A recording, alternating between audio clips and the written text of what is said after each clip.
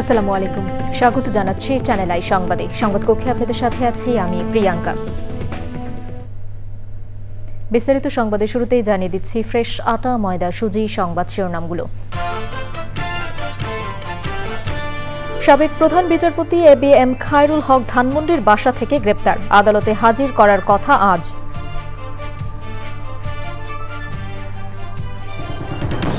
Milestone ট্র্যাজেডিতে নিহত ৬ জনকে শনাক্তে ১১ জনের ডিএনএ নমুনা সংগ্রহ, সীমিত পরিসরে শিক্ষা কার্যক্রম শুরু রোববার।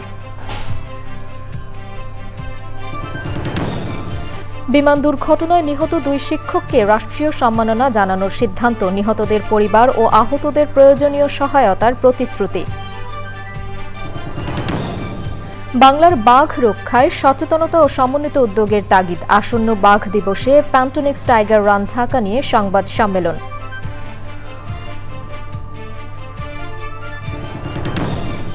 মৌলভীবাজারের লাঠিটিলা বনভূমিতে আছে বিরল বিপন্ন উদ্ভিদ ও প্রাণী, মানবসৃষ্ট নানা কারণে হুমকিতে দেশের প্রাকৃতিক এই বন।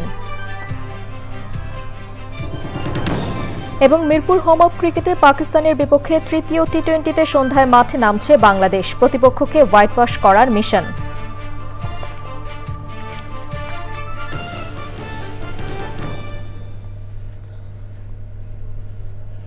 সংবাদ শিরোনামগুলো জানাচ্ছিলাম। এখনকার সংবাদ আয়োজন একই সঙ্গে চ্যানেল আই এর ইউটিউব চ্যানেলে এবং চ্যানেল আই এর ওটিটি প্ল্যাটফর্ম আই স্ক্রিনে লাইভ স্ট্রিম হচ্ছে। যাচ্ছে বিস্তারিত সংবাদে। মাইলস্টোন ট্র্যাজেডিতে দগ্ধ ও আহতদের চিকিৎসা সহায়তা দিতে সিঙ্গাপুর মেডিকেল টিমের পাশাপাশি জাতীয় বার্ন অ্যান্ড প্লাস্টিক ইনস্টিটিউট পরিদর্শন করেছে ভারতের ৩ সদস্যের চিকিৎসক দল। রোববার থেকে নবম থেকে দ্বাদশ শ্রেণীর শিক্ষার্থীদের জন্য সীমিত পরিসরে শিক্ষা কার্যক্রম শুরু করবে মাইলস্টোন স্কুল অ্যান্ড কলেজ। তবে তাদের মানসিক চাপ কাটিয়ে উঠতে সময় লাগবে বলে মনে করছেন অভিভাবক ও শিক্ষার্থীরা। নাজিব বেগ জানাচ্ছেন। মাইলস্টোন স্কুল অ্যান্ড কলেজে ভয়াবহ বিমান বিধ্বস্তের ঘটনায় জাতীয় বার্ন অ্যান্ড প্লাস্টিক সার্জারি ইনস্টিটিউটে যারা চিকিৎসা নিচ্ছেন তাদের ৮ জনের অবস্থা সংকটাপন্ন, গুরুতর অবস্থা ১৩ জনের, বাকিদের অবস্থাও আংশিক গুরুতর। সিঙ্গাপুর মেডিকেল টিমের পর সকালে বার্ন ইনস্টিটিউটে আসে ভারতের মেডিকেল টিম। দগ্ধ ও আহতদের চিকিৎসার নানা দিক সম্পর্কে আলোচনা করেন তারা। শিগগিরই চীনের একটি চিকিৎসক দল ঢাকায় আসার কথা রয়েছে। বিকৃত হয়ে যাওয়া ৬ জনের মরদেহ শনাক্তে ১১ জনের ডিএনএ নমুনা সংগ্রহ করেছে সিআইডি। এদিকে ২৭ জুলাই থেকে সীমিত পরিসরে নবম থেকে দ্বাদশ শ্রেণীর ক্লাস চালুর সিদ্ধান্ত নিয়েছে মাইলস্টোন কর্তৃপক্ষ।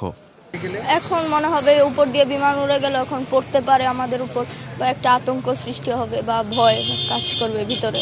এত জোরে একটা সাউন্ড হয়েছে, দেন যখন আকাশের দিকে তাকাইছি দেখি যে পুরা ধোঁয়া। যারা মা বাবা এই জিনিস টলারেট করতে পারবে। আমার দাদা মারা গেছে বা দাদি মারা গেছে, আমার চোখ দিয়ে পানি আসে না, কিন্তু এই ভিডিওগুলি দেখা মাত্র কলিজা ফাইটা কান্না আসতেছে। পরবর্তীতে ধাপে ধাপে অন্যান্য শ্রেণীর কার্যক্রমও চালু করতে চায় প্রতিষ্ঠানটি। নাজিব বেগ, চ্যানেল আই, ঢাকা। এছাড়া মাইলস্টোন ট্র্যাজেডিতে নিহত ২ জন শিক্ষককে রাষ্ট্রীয় সম্মাননা দেওয়ার সিদ্ধান্ত নিয়েছে অন্তর্বর্তী সরকার। প্রধান উপদেষ্টা প্রফেসর মোহাম্মদ ইউনূসের সভাপতিত্বে বৈঠকে বলা হয়, স্কুল কর্তৃপক্ষের সাথে আলোচনা করে শিক্ষা মন্ত্রণালয় এ বিষয়ে পরবর্তী পদক্ষেপ নির্ধারণ করবে। প্রধান উপদেষ্টার কার্যালয়ে প্রধান উপদেষ্টা পরিষদের নিয়মিত বৈঠকের শুরুতে মাইলস্টোন স্কুল অ্যান্ড কলেজে বিমান বিধ্বস্ত হয়ে নিহতদের স্মরণে শোক প্রস্তাব নেওয়া হয়। মর্মান্তিক এই দুর্ঘটনায় নিহতদের পরিবার ও আহতদের চিকিৎসা সেবায় সরকারের পক্ষ থেকে প্রয়োজনীয় সব সহায়তা দেওয়ার সিদ্ধান্ত হয়েছে বৈঠকে। নিহতদের আত্মার মাগফিরাত ও আহতদের সুস্থতা কামনা করে শুক্রবার সব ধর্মীয় প্রতিষ্ঠানে বিশেষ প্রার্থনারও সিদ্ধান্ত হয়েছে।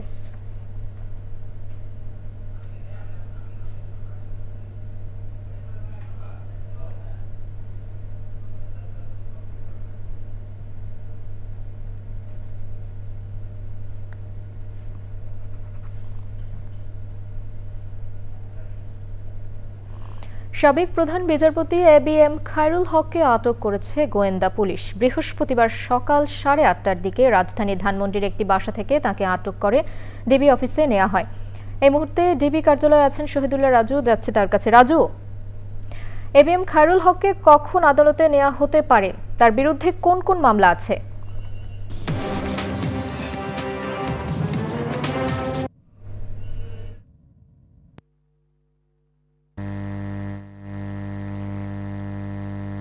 দিকে রাজধানীর ধানমন্ডির একটি বাসা থেকে আটক করে গোয়েন্দা পুলিশ। তার বিরুদ্ধে নারায়ণগঞ্জের ফতুল্লা থানায় বিএনপির সভাপতি উনি একটি মামলা করেছেন এবং তার ফতুল্লা থানায় তার বিরুদ্ধে জাল জালিয়াতির মাধ্যমে রায়ের পরিবর্তন এবং রাষ্ট্রদ্রোহিতার মামলা রয়েছে। এছাড়া যাত্রাবাড়ি থানায়, শাহবাগ থানায় এবং মোহাম্মদপুর থানায় ওমর ফারুক হত্যা মামলা রয়েছে এবং বেশ কয়েকটি মামলা রয়েছে তার বিরুদ্ধে। তবে এখন পর্যন্ত কোন মামলায় তাকে গ্রেফতার দেখানো হচ্ছে সেটি এখন পর্যন্ত গোয়েন্দা পুলিশ নিশ্চিত করেনি। তবে যে কোনো একটি মামলায় তাকে গ্রেফতার দেখিয়ে আজকেই বিকেলের দিকে তাকে আদালতে নেওয়া হতে পারে বলে জানিয়েছে গোয়েন্দা পুলিশের প্রধান নাসিরুল ইসলাম।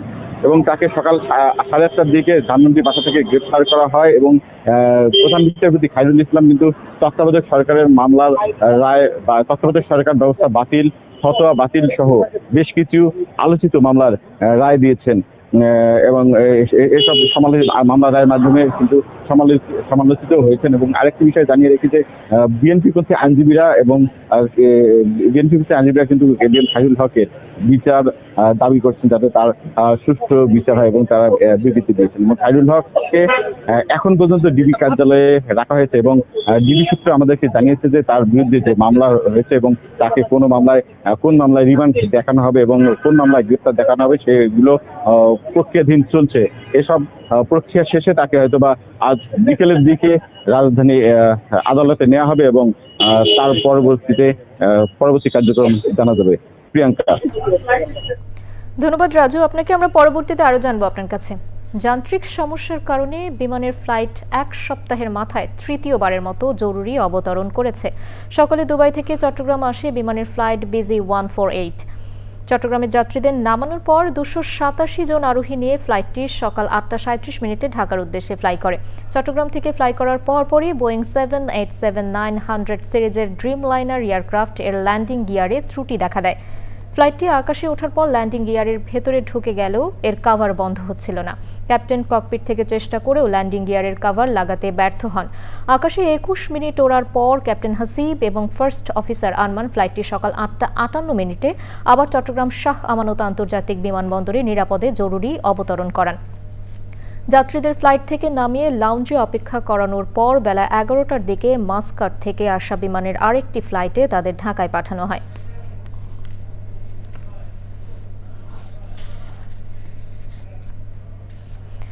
বন, বনানী আর জীববৈচিত্র্য সমৃদ্ধ বাংলাদেশের খ্যাতি বিশ্বজুড়ে। দেশের প্রাকৃতিক বনগুলোর অন্যতম মৌলভীবাজারের লাঠিটিলা। মিশ্র চিরসবুজ এই বনে রয়েছে বিচিত্র, বিরল, বিপন্ন উদ্ভিদ ও প্রাণীর। তবে অপরিকল্পিত উন্নয়ন সহ মানবসৃষ্ট নানা কারণে হুমকিতে দেশের প্রাকৃতিক বনভূমি লাঠিটিলা। আফরোজা হাসির রিপোর্ট। পাথুরে পাহাড়, ঝর্ণা, ছড়া ও জলাশয়ের মিশেলে চিরসবুজ বন লাঠিটিলা। প্রায় 22 বর্গ কিলোমিটারের সংরক্ষিত এই বনে সেগুন, গর্জন, চাপালিশ, জামসহ রয়েছে 600-র বেশি প্রজাতির উদ্ভিদ। বাঁশ ও বাঁশজাতীয় উদ্ভিদের আধিক্য থাকলেও বুনো অর্কিডও দেখা যায় লাঠিটিলায়। পরাশ্রয়ে এসব উদ্ভিদের বর্ণিল ফুলে রঙিন হয়ে থাকে পুরো বন।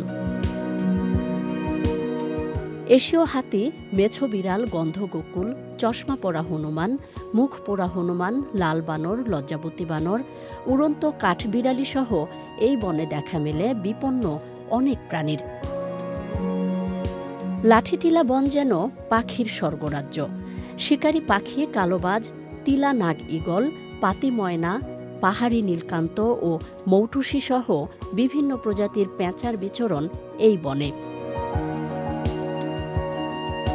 সম্প্রতি লাঠিটিলার গহীন বনে প্রকৃতি ও জীবন টিমের অভিযানে দেখা মিলেছে বিরল ও বিপন্ন পাখি উদয়ী বামন মাছরাঙার।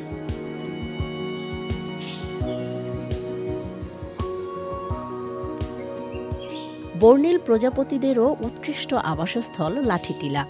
বনের ফুলে ফুলে উড়ে বেড়ায় দুর্লভ সব প্রজাপতি। আর ছড়ার পানিতে দেখা যায় চিংড়ি সহ হরেক রকমের ছোট ছোট মাছ। তবে বনজ সম্পদের অতিরিক্ত আহরণ সহ পরিবেশ বিরোধী নানা কর্মকাণ্ডে বিপন্ন বনের জীববৈচিত্র্য। বিশেষজ্ঞরা বলছেন, বৃক্ষরোপণ, গবেষণা সহ কার্যকর ও পরিকল্পিত উদ্যোগে রক্ষা পাবে বাংলাদেশের এই প্রাকৃতিক বনভূমির আদি পরিবেশ ও জীববৈচিত্র্য।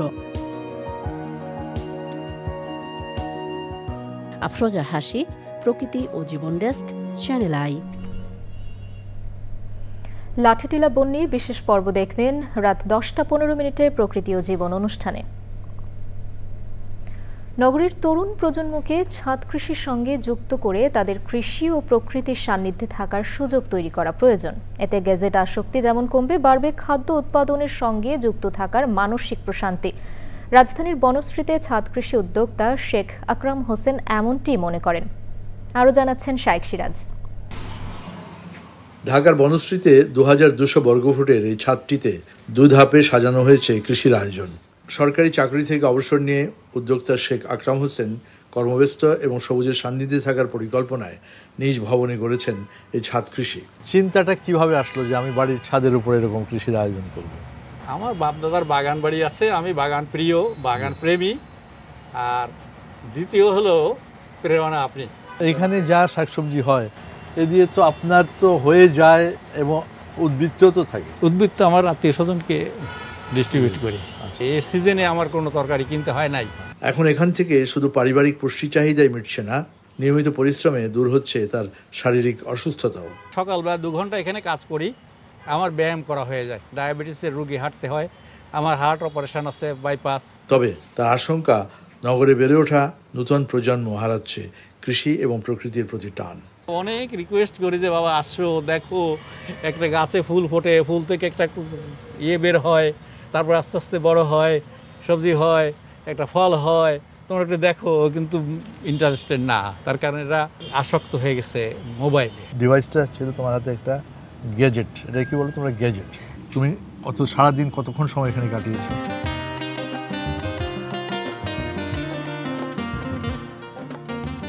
গতকালকে এটাতে 12 ঘন্টা 30 মিনিট। 12 ঘন্টা 30 মিনিট কাটিয়েছে। এটা গতকালকে না? জি, হিসেব 18 তারিখের। দর্শক, এটা শুধু ওর না, সবার চিত্র একই রকম। আমাদের প্রজন্মের হাত ধরে যখন একটি বাড়ির ছাদও হয়ে উঠতে পারে উর্বর শস্য ক্ষেত্র এবং নিরাপদ থাকার একটা নিয়ামক, সুস্থ ফসল পাবার একটা ক্ষেত্র, সে জায়গায় এই প্রজন্মের হাতে ডিজিটাল ডিভাইসই যখন মুখ্য, তখন এরকম আয়োজনগুলো তাদেরকেও দিতে পারে শান্তির ক্ষেত্র। ঢাকার বনশ্রী, ছাদ কৃষি থেকে শাইখ সিরাজ, চ্যানেল আই।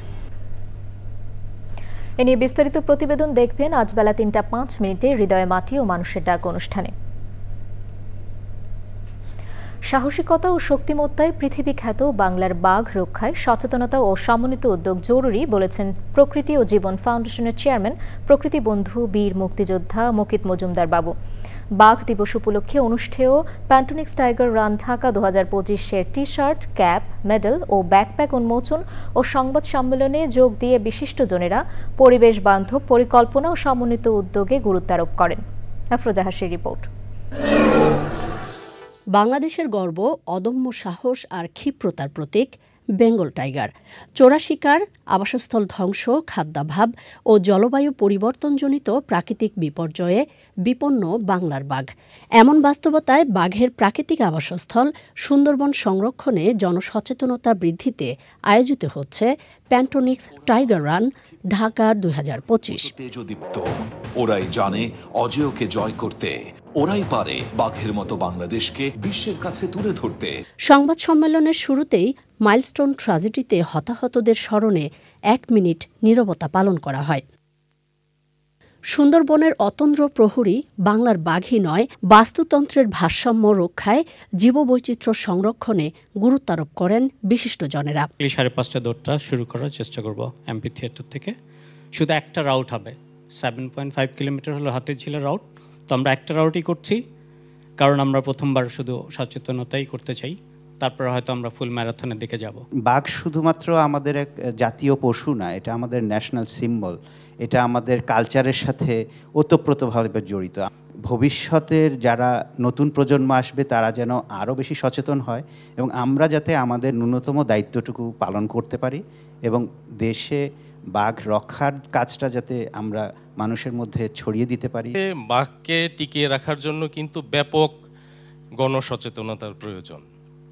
আমরা জাতীয়ভাবে এবং আন্তর্জাতিকভাবে যদি এই বিষয়ে কাজ করি তাহলেই কিন্তু এই যে বিপন্ন প্রজাতি সেই বাঘকে আমরা টিকিয়ে রাখতে পারবো। বাঘের সাথে বনের সম্পর্ক, আবার বনের সাথে মানুষের সম্পর্ক, সব কিছুই কিন্তু একটির সাথে আরেকটি কোনো না কোনোভাবে সম্পর্কিত। তো সেই বিষয়টি মাথায় রেখেই আমরা কাজ করছি। বন রক্ষা, আমাদের যে জীববৈচিত্র্য সংরক্ষণ এবং আমাদের যে বাংলার গর্ব, সাহসিকতার প্রতীক বাঘ, এবং আমাদের যে গর্বের আরেকটি বিষয় যে ওয়ার্ল্ড লার্জেস্ট ম্যানগ্রোভ সুন্দরবন, এটি রক্ষারও একটি প্রতিশ্রুতি বলে আমি মনে করি।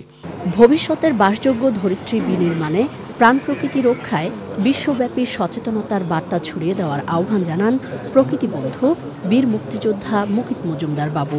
বাংলাদেশের আমাদের গর্বের যে প্রাণী এবং শৌর্য বীর্যের যে প্রতীক, সেই বেঙ্গল টাইগার যেন বেঁচে থাকে এবং বংশবৃদ্ধি হয় এবং আমরা যেন তাদের আমাদের পাশেই রাখতে পারি। এই যে গাছ বলি এবং জীববৈচিত্র্য বলি নানা ধরনের, সেগুলো কিন্তু রক্ষা করা যেত না যদি বেঙ্গল টাইগার না থাকতো।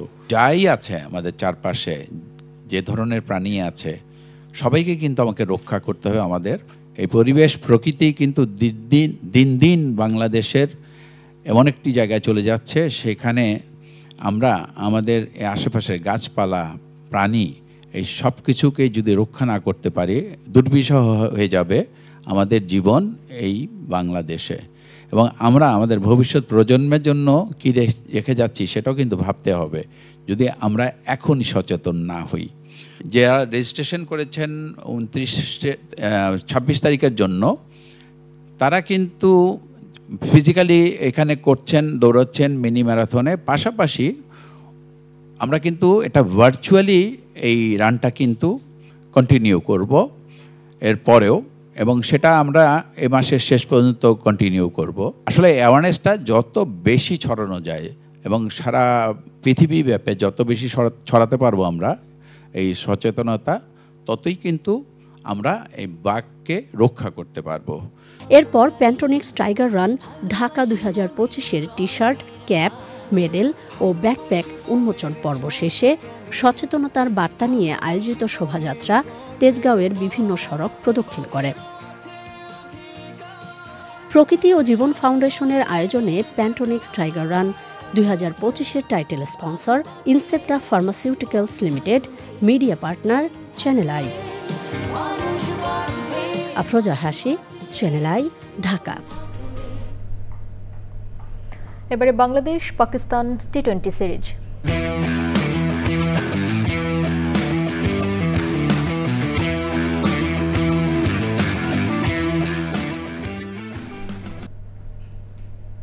প্রথমবারের মতো সিরিজ জয়ের পর এবার পাকিস্তানকে হোয়াইট ওয়াশ করার মিশন নিয়ে তৃতীয় ও শেষ টি-20তে মাঠে নামছে বাংলাদেশ। মিরপুরের হোম অফ ক্রিকেটে ম্যাচ শুরু হবে আজ সন্ধ্যা 6টায়।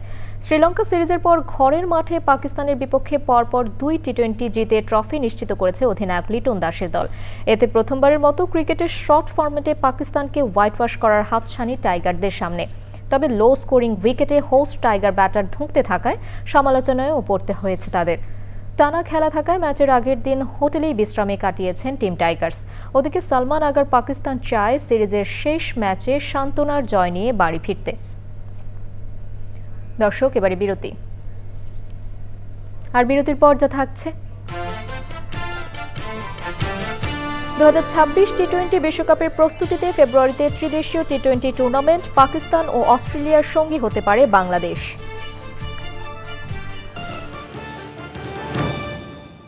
এবার নিটুল টাটা কৃষি সংবাদ।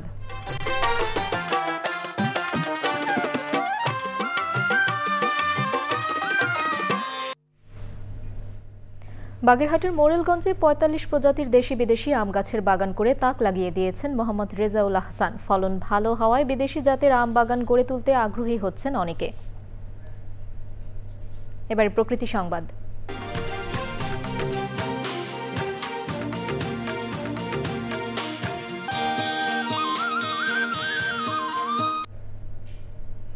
ফেনীতে চলতি মাসের বন্যায় ৩ শতাধিক বাড়িঘর ক্ষতিগ্রস্ত হয়েছে। বানের পানিতে ভেসে গিয়ে নিশ্চিহ্ন হয়েছে অর্ধশত বসতঘর। মাথা গোঁজার ঠাঁই হারিয়ে মানবেতর জীবনযাপন করছেন ক্ষতিগ্রস্তরা। ইতিমধ্যে পুনর্বাসনের কাজ শুরু করেছে জেলা প্রশাসন। এবারে খেলার খবর।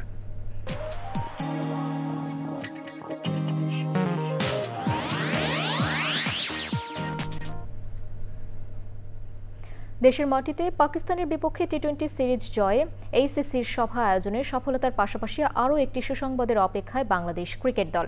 2026 টি-20 বিশ্বকাপকে সামনে রেখে আগামী ফেব্রুয়ারিতে অনুষ্ঠেয় ত্রিদেশীয় টি-20 টুর্নামেন্ট আয়োজক পাকিস্তান ও অস্ট্রেলিয়ার সাথে প্রতিদ্বন্দ্বিতায় নামতে পারে বাংলাদেশ দল। দর্শক, সবশেষে ফ্রেশ আটা ময়দা সুজি সংবাদ শিরোনামগুলো জানিয়ে দিচ্ছি আরও একবার। সাবেক প্রধান বিচারপতি এবিএম খায়রুল হক ধানমন্ডির বাসা থেকে গ্রেপ্তার, আদালতে হাজির করার কথা আজ।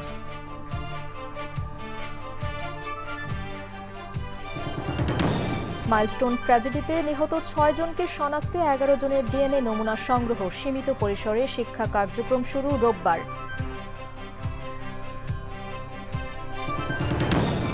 বিমান দুর্ঘটনায় নিহত 2 শিক্ষককে রাষ্ট্রীয় সম্মাননা জানানোর সিদ্ধান্ত, নিহতদের পরিবার ও আহতদের প্রয়োজনীয় সহায়তার প্রতিশ্রুতি। বাংলার বাঘ রক্ষায় সচেতনতা ও সমন্বিত উদ্যোগের তাগিদ, আসন্ন বাঘ দিবসে প্যান্টোনিক্স টাইগার রান ঢাকা নিয়ে সংবাদ সম্মেলন।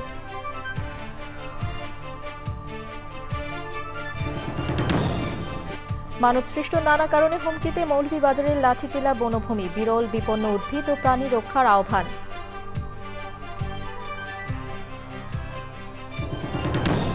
এবং মিরপুর হোম অফ ক্রিকেটে পাকিস্তানের বিপক্ষে তৃতীয় টি-20তে সন্ধ্যায় মাঠে নামছে বাংলাদেশ, প্রতিপক্ষকে হোয়াইট ওয়াশ করার মিশন।